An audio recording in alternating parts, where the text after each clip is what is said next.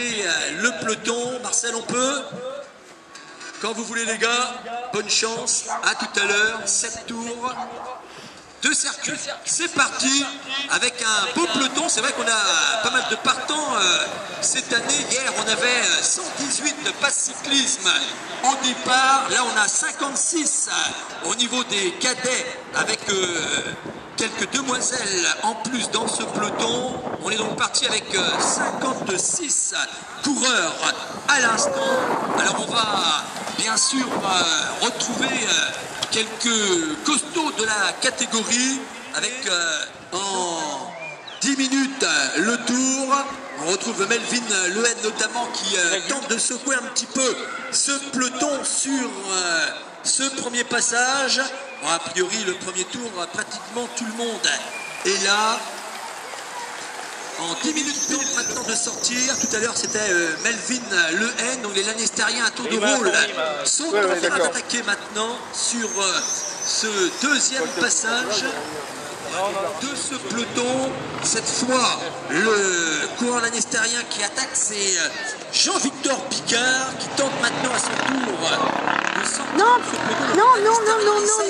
À tour de rôle de sortir, mais pour l'instant le peloton est vigilant et à chaque fois revient sur les attaquants. Donc troisième tour, comme tout à l'heure, on l'a vu tout à l'heure, le peloton a diminué quand même sérieusement. On a perdu quelques unités sur les 2 derniers tours. C'est vrai qu'on a vu Morvan tout à l'heure, on le retrouve maintenant à nouveau Morvan. D'ailleurs maintenant on retrouve quelques coureurs qui ont été distancés, qui n'étaient pas tout à l'heure décrochés du peloton. Et voilà, ça commence à décrocher sur les derniers tours. Ça va faciliter un petit peu l'arrivée groupée. Michael Poisson de la CPI de Pau a été également décroché sur ce dernier tour. Décroché également il y a quelques minutes Kylian Daniel de l'EC Plouvigné. Là on commence à retrouver les voitures, les camionnettes sur les 6 derniers kilomètres à effectuer. Les coureurs qui mettent 10 minutes à peu près pour effectuer la boucle. Donc on est maintenant dans les 10 dernières minutes marchées, mais pourquoi pas une attaque lannestérienne sur le final. On a vu tout à l'heure Pierre Rollet notamment en tout début de course. On avait retrouvé également Melvin Lehen notamment parmi les attaquants, et puis à plusieurs reprises on a retrouvé également parmi les attaquants l'épreuve.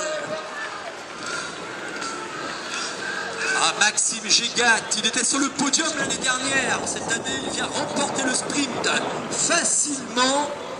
Quel sprint lancé de très loin pour Maxime Gégat.